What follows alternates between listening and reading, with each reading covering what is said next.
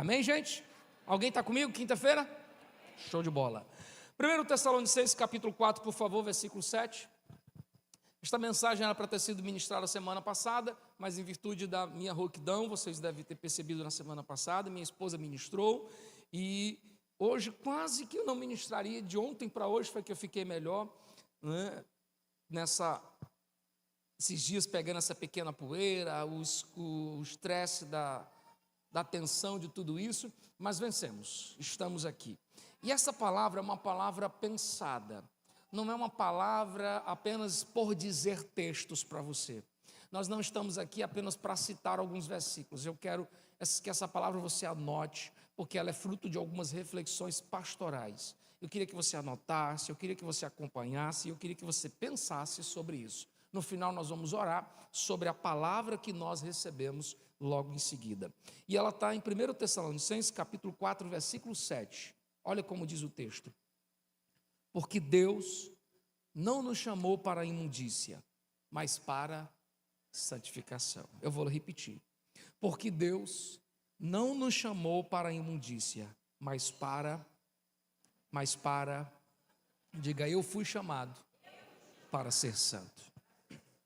Dependendo da versão, da tradução bíblica, a palavra santidade aparece na Bíblia cerca de 50 vezes, dependendo da versão. Termos parecidos como esse, santo, santificar e santificação, ocorrem centenas de vezes, ultrapassando a marca de quase 900 menções. Sua tradução, santificação, carrega em si um duplo significado, ao mesmo tempo que apresenta separado, apresenta dedicado. A junção dessas duas terminologias serve para dizer que ser santo é ser separado para um propósito. É separar para se dedicar. Não é apenas deixar o pecado, porque senão um alcoólatra poderia dizer eu sou santo porque eu deixei a bebida. Mas não é só deixar a bebida. Um viciado poderia dizer me tornei santo porque eu deixei o cigarro, deixei alguma coisa. Não é só apenas separar-se do pecado. É separar-se para dedicar-se a alguma coisa.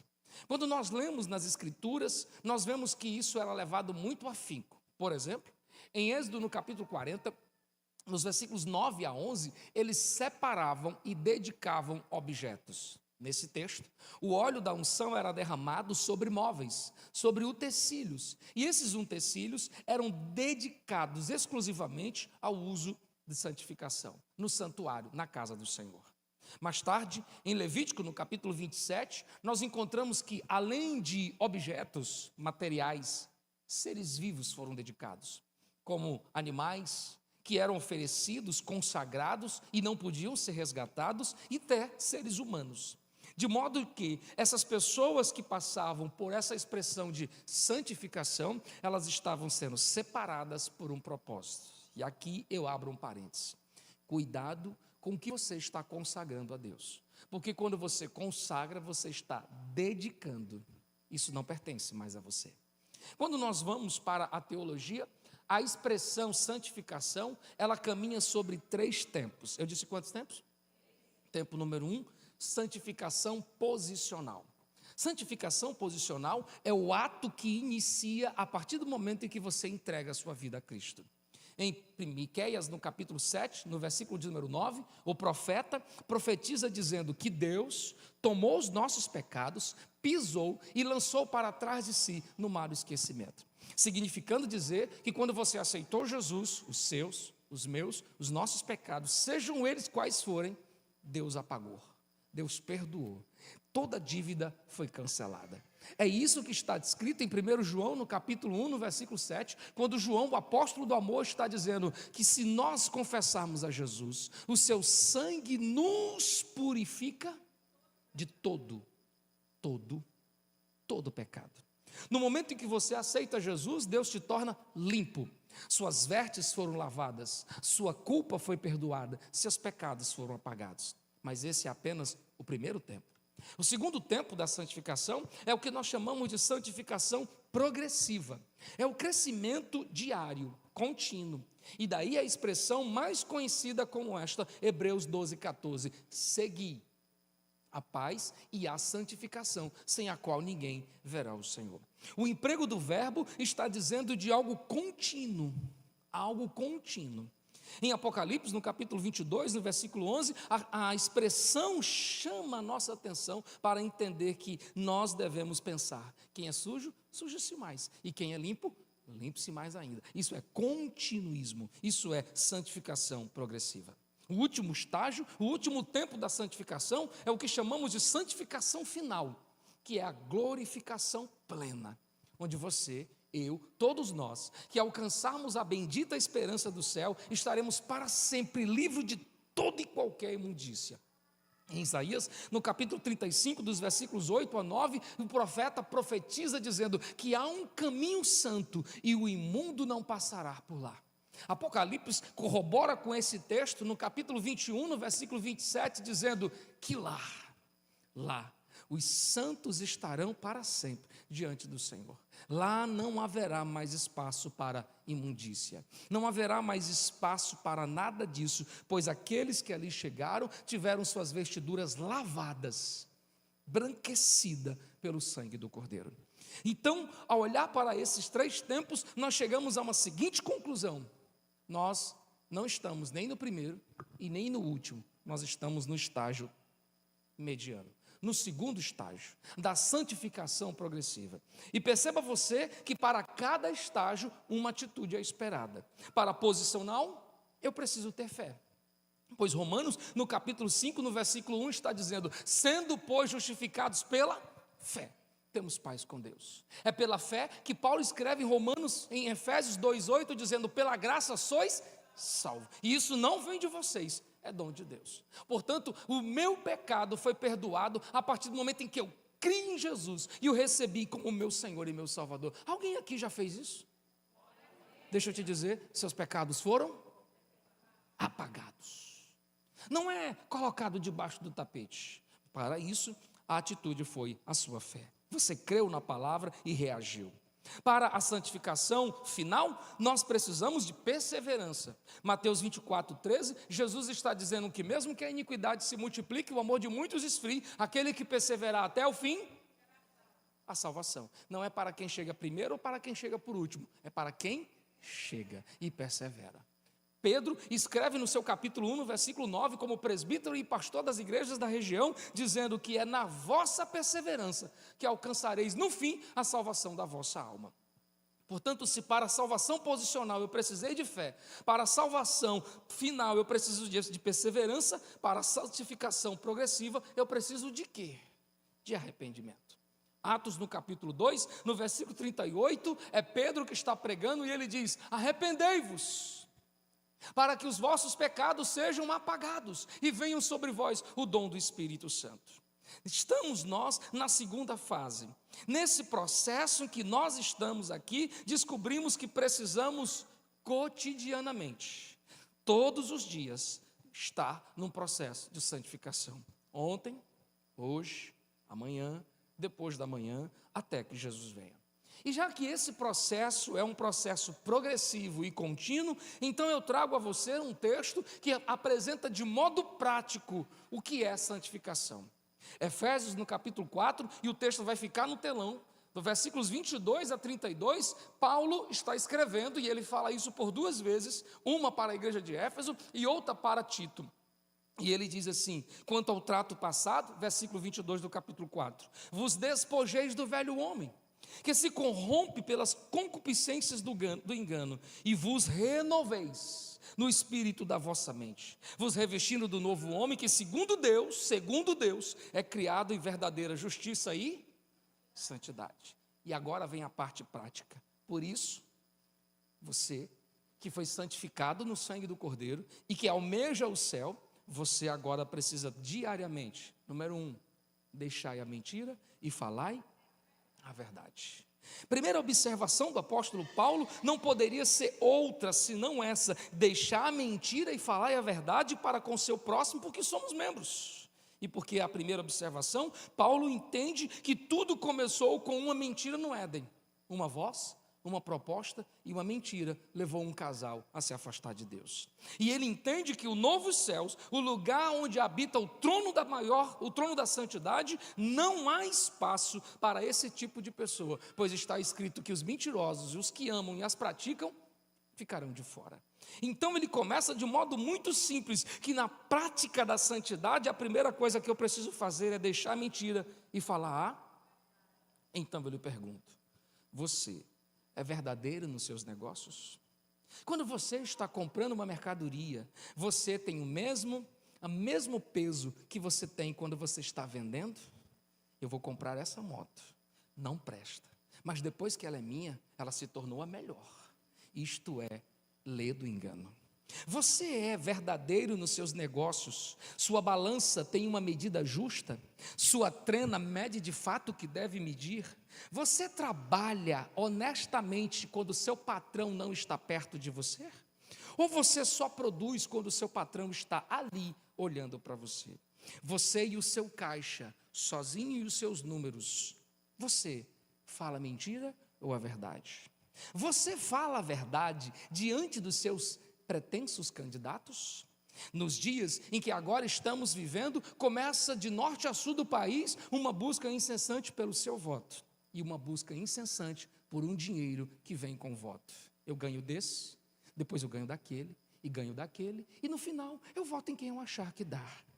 Mentiroso e falso é você. Pessoas verdadeiras falam a verdade com seus candidatos, escolhendo e agindo como um verdadeiro cristão que vive em santidade. O que nós estamos fazendo diante desse texto? E eu te pergunto ainda mais: o que você entrega no seu dízimo é realmente a 10ª parte dos seus ganhos? Ou você está mapeando alguma coisa? Você realmente dizima 10%? O texto prossegue e no telão está dizendo: depois de dizer a verdade, a deixar a mentira e falar a verdade, o versículo seguinte continua dizendo: irai-vos e não pequeis.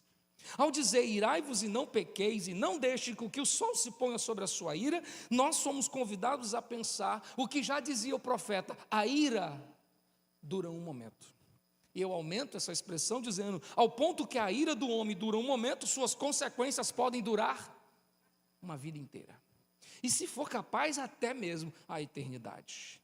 Sendo a ira uma obra da carne, ela abre uma enorme lacuna para homens agirem piores do que animais. Sentimentos são alimentados quando a ira brota no coração, fazendo com que ódio, rancor, raiva e sentimentos iguais a esse façam com que homens ajam como nem animais são capazes de agir. Então eu lhe pergunto: você aprendeu a controlar o seu jeito explosivo de ser? Ou você ainda é daquele que diz: a boca é minha, falo o que quero, a mão é minha, eu sou crente, mas meu facão não é? Você está brincando. Santificação significa não dar lugar ao pecado, que começa com um sentimento. Então eu te pergunto: o que você sente quando você passa por alguém que um dia lhe fez mal? Se você sente náuseas, nojo, raiva, você está longe da santificação. Você está muito distante de entender o que significa na prática seguir a santificação. O que nós precisamos olhar para esse texto é que estas coisas são triviais, essenciais e inegociáveis na vida de quem almeja morar ao lado dos santos dos santos. O texto prossegue e Paulo agora está dizendo: depois de não deixar o sol se pôr sobre a ira, ele pede: não deis lugar. Não deis lugar? Tem alguém aqui? Você não estava dando glória agorinha? Não deis lugar ao diabo. Há apenas um momento, foi o tempo que durou entre a fala de Pedro, em Mateus 16, quando disse: tu és o Cristo, e depois Jesus está dizendo: bem-aventurado é você, moço. Não foi o homem que te revelou, foi o Espírito Santo. E agora, Jesus precisa dizer para ele: saia, Satanás, para trás de mim. Foi um momento em que ele estava cheio do Espírito e agora ficou cheio de Satanás. Foi um momento, foi um pensamento que separou o coração daquele que era um anjo andando nas pedras afogueadas e depois se tornou um demônio por causa de um sentimento. Então eu lhe pergunto: quem é você? Quem é você para achar que você não está dando lugar ao diabo sem perceber? Quando você senta na roda dos seus amigos, você é escarnecedor ou esclarecedor? Quando seus lábios são compactuantes com a mentira, com a fofoca, com o disse-me-disse, você saiu do pacificador para ser um promotor de contendas. E já diz a Bíblia: 6 coisas aborrece o Senhor, e a 7ª, a minha alma abomina. O que semeia? Contenda. Você falou em línguas, mas lá fora você está dando com os dentes nas línguas. E come do veneno da própria flecha que está na sua boca, porque você está dando lugar ao diabo. Paulo prossegue. E ele diz agora no versículo, depois de pedir aos irmãos, não deem lugar ao diabo, sua recomendação é: aquele que furtava. Para ser uma palavra mais clara, aquele que roubava, não roube mais. Antes, trabalhe fazendo com as mãos o que é bom, para que tenha o que repartir com quem tiver necessidade. De Caim a Raquel, de Acã a Ananias, todos estes morreram depois de querer se apropriar do que não lhe pertencia. A Caim, o melhor para mim. Raquel, escondidos os seus ídolos. Acã, a melhor parte. A Ananias, basta dizer que nós fizemos assim, e o final foi morte. Até mesmo aquela moça Raquel, que sentou sobre os seus ídolos dizendo: estou sendo esperta e mentindo para o meu pai, ela se tornou estéril, porque sentou em cima da sua própria mentira, do seu próprio roubo. Ao fazerem isso, todos eles morreram, achando que eram espertos, pois se apropriavam do que não lhe pertencia. Então eu lhe pergunto: qual é a sua atitude diante dos guardas de trânsito? O que parece ser expertise, o que parece ser genialidade, já ando com a nota dentro do documento do carro. Não é expertise. Não, senhor. Isso é furto, isso é roubo, isso é agir enganamente. Nós precisamos então perguntar um pouco mais: você passou ou pagou naquela prova que você estava fazendo? Quem roubava, não roube mais. O texto prossegue e chega num dos pontos que para mim é mais tenso. Ele começa agora a dizer: não saia da vossa boca nenhuma palavra torpe. Torpe pode ser entendido como indecente, incoerente e inconveniente. E ele pede: somente saia da vossa boca palavras que promovam edificação e que sejam agradáveis. Ao ponto que nós somos convidados a ter palavras temperadas com sal, nós encontramos Pedro dizendo: haja sal em ti. Muitas pessoas estão apodrecidas nos seus lábios, porque são podres e fétidos em seu coração. A boca é o alto-falante do coração, pois Jesus diz: a boca só fala do que o seu coração está cheio. Então, nós pensamos: o que o meu coração está dizendo? A expressão de Tiago diz que a nossa boca não pode produzir fontes amargas e doces. Ou ela é uma coisa ou ela é outra. Nós precisamos ter uma linguagem que seja edificante. E agora nós nos perguntamos: qual é o D que mais sai dos seus lábios? O D de Deus ou o D do diabo? Em muitas casas, o nome diabo ecoa mais do que o nome Deus. Esse diabo não presta. Diabo de cidade é essa? Diabo. Desde diabo está ocupando os lábios de muitos cristãos mais do que o nome de Deus. Sua linguagem é a mesma lá fora, a mesma que há aqui dentro? Aqui é santo. E lá fora? O que é? O que você tem dito? Quais são as suas expressões? Quais as palavras? Palavrões? piadas imorais, brincadeiras indecentes, desrespeito com sua esposa, com seu marido, com seus filhos, você não entendeu nada. Sem santificação, ninguém verá o Senhor. No versículo 30, a expressão agora é: e não entristeçais. Senhoras e senhores, ouçam-me, não entristeçais o Espírito Santo de Deus, no qual estáis selados para o dia da redenção. Nada, e eu repito de novo, nada entristece mais o Espírito Santo do que aquilo que nós estamos fazendo com a casa dele. Em 1 Coríntios, no capítulo 3, no versículo 17, Paulo diz: aquele que destruir o templo de Deus, Deus o destruirá.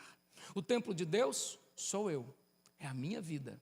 E o que é que eu estou fazendo com a minha vida? Qual é as coisas que eu estou fazendo com o templo do Espírito que sou eu?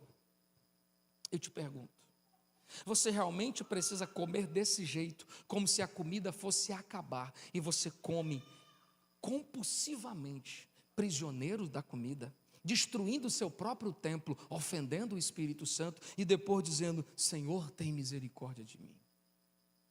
Eu lhe pergunto, suas vestes demonstram ou fortalecem, destroem ou fortalecem sua honra? E aqui eu preciso dizer, irmãs, quando vocês se vestem, para quem vocês se vestem? Eu se visto para me sentir bem. Seja real. Essa cinta que falta te matar, é para se sentir bem mesmo? Você sabe que não é, porque quando você tira, você sabe que cai tudo. Então você não se veste para se sentir bem, você se veste para mostrar para alguém. E é mostrando para alguém que talvez você esteja se vestindo indecentemente, mostrando sua nudez, mostrando sua sensualidade. Você esconde ou expõe sua sensualidade.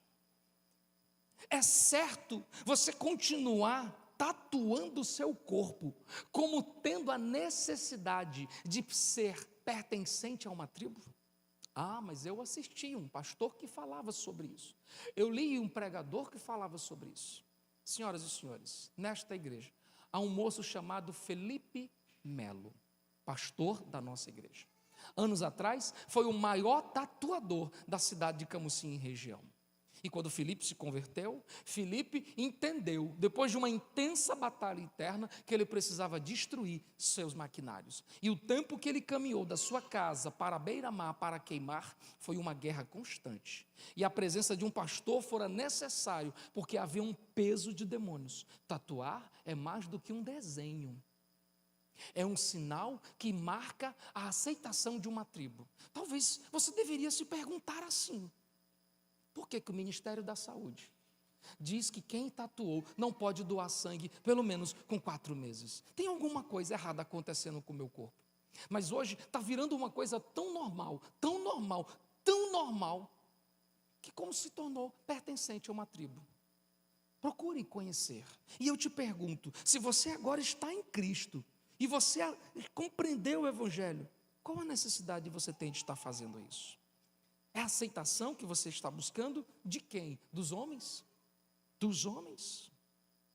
O texto prossegue dizendo: toda amargura, toda ira, toda cólera, toda gritaria, blasfêmia, malícia seja tirada diante de vós. E encerra o capítulo dizendo: antes sede uns para com os outros benignos, perdoando-vos uns aos outros, como Cristo. Eu lhe pergunto, o que você fez por merecer o perdão, para dizer que não perdoou a pessoa porque aquela pessoa não merece? Você mereceu? Me conte. Nenhum de nós merecemos o perdão, mas nós estamos cheios de razão de dizer assim: eu não perdoo porque aquela pessoa não. Perdão não é para quem merece, perdão dá quem já recebeu. Se você não sabe perdoar, é porque você não sabe o valor do perdão que Jesus Cristo já te deu. Logo, senhoras e senhores, nós precisamos pensar sobre quem nós somos. Santificação é o que Deus nos chamou para ser. Santificação é a nossa primeira vocação. Por isso que em Atos, no capítulo 17, versículo 31, Paulo está dizendo: Deus não leva em conta os tempos da ignorância. O que você fazia antes de conhecer Jesus, Deus não levou em conta. Mas ele diz no versículo 31, antes, agora ele diz, anuncia a todos que se arrependam. Agora que você conheceu Jesus, o que você faz daqui para frente tem um peso e uma significância muito maior. O que você fazia antes de Cristo, não pode continuar fazendo, pois em Cristo você é uma nova, ou pelo menos devia ser. Em Provérbios, no capítulo 28, no versículo 13, Salomão está dizendo, aquele que encobre sua transgressão nunca prospera, mas aquele que confessa e deixa, alcançará misericórdia. Portanto, se eu errei, se eu fui um bebum, se eu fui um alcoólatra, se eu fui um homem rancoroso, se eu destruí o templo do Espírito, se minhas palavras eram torpes, indecentes, imorais, se eu me vestia mal, se eu dava lugar ao diabo, se eu vivia da mentira, em Jesus, esse velho homem deve ficar para trás. Um novo homem precisa fazer parte de minha vida. Em Romanos, no capítulo 6, no versículo 19, ouça o que Paulo diz. Pois como vocês puseram os vossos membros a serviço da impureza e do mal para cometer toda iniquidade, agora coloquem os vossos membros a serviço da justiça para alcançarem a santidade. Pois agora, libertos do pecado e feitos servos de Deus, tendes por fruto a santificação e no fim, a vida eterna. O final de uma santificação é o céu. No final dessa estrada da santificação, e aqui eu deixo uma frase, se santificação é um caminho, então eu decido todo dia dar um passo rumo ao meu alvo. Hoje eu decidi, amanhã eu decidi, falhei, eu me levanto, me arrependo e começo tudo de novo. Pastor, eu preciso ser santo? Deve, pois sem santificação, ninguém verá o Senhor. Quer ir para o céu, irmão? Quer ir para o céu, irmã? Você precisa ser. E nesse processo, Deus nos dá duas ferramentas para que você alcance a santificação. Ferramentas que não falham. Número 1, João 17, versículo 17, a oração do mestre foi essa: Pai, santifica-os na verdade, a tua palavra é a verdade. O caminho para a santificação é a palavra. Se você não consegue se libertar disso, pegue todos os textos que falam sobre isso. Leia, leia, leia e leia. Pastor, eu não consigo, isso aqui é maior do que eu. Leia a palavra. Todos os textos que falam sobre perdão, deixa a palavra entrar em seu coração. Todos os textos que falam sobre moralidade, todos os textos que falam sobre pureza, comece a ler, porque só a palavra de Deus tem poder de ir no lugar mais oculto do seu íntimo, que nem mesmo você consegue acessar. Ela vai como uma espada cortante e penetrante, e ela é capaz de discernir atos e intenções do coração humano. Então leia a palavra. Se a Bíblia for para você um livro de cabeceira, para ler e nela meditar, você está buscando ferozmente, veementemente, o caminho da santificação. Carlos Augusto dizia que para a santificação a primeira coisa esperada é a vontade. Então comece a ler. Deus, eu quero que o Senhor me liberte disso. Senhor, os meus olhos são maus. Senhor, o que a tua palavra diz? Leia, leia, leia, leia. Pois a palavra foi a ferramenta usada no deserto para destruir, para envergonhar a Satanás. A palavra é a única coisa que, quando tudo acabar, ela ainda vai permanecer. Segundo, a segunda coisa que não falha no caminho da santificação é a adoração. Sim. Em Isaías, no capítulo 6, o profeta está tendo uma visão, um vislumbre da glória de Deus. O templo começou a tremer com o impacto da glória. Ele começou a ouvir os anjos cantando, dizendo: Santo, Santo, Santo. E Isaías ficou apavorado, e ele disse: ai de mim, estou prestes a morrer. E quando ele estava vendo que iria morrer, ele confessa o seu pecado e ele diz: pois sou um homem de lábios impuros e habito no meio de um povo de impuros lábios. Veja, primeiro ele viu o seu erro para depois ver os erros. E o que aconteceu nessa hora? O texto diz que um anjo voou com uma brasa, tirada de onde? De onde? Do altar. E tocou os lábios de Isaías e disse: com estas brasas, teus lábios são tocados e tua iniquidade é perdoada. De onde esta brasa foi tirada? Do altar da adoração, onde os anjos estão dizendo: Santo. Adoração é uma ferramenta fenomenal para a santificação. Então, menos murmuração e mais adoração. Menos ingratidão e mais adoração. Menos disse-me-disse e mais adoração. Mais adoração, mais adoração. A canção que nós cantávamos agora falava sobre isso. Os anjos, há uma outra letra que diz: o que é que os anjos veem, que os fazem cantar santo, santo. Nós somos convidados a entender que a adoração é a maneira mais prática de você se render ao Senhor. Porque quando você começa a adorar, você é envolvido na atmosfera de Deus. E na atmosfera de Deus é menos você e mais Ele. Você se prostra, você começa a orar. E quando você ora, sabe o que acontece? Você está admitindo que você depende de Deus. Então, quer um conselho? Adore mais, reclame menos. Adore mais, questione menos. Adore mais, murmure menos.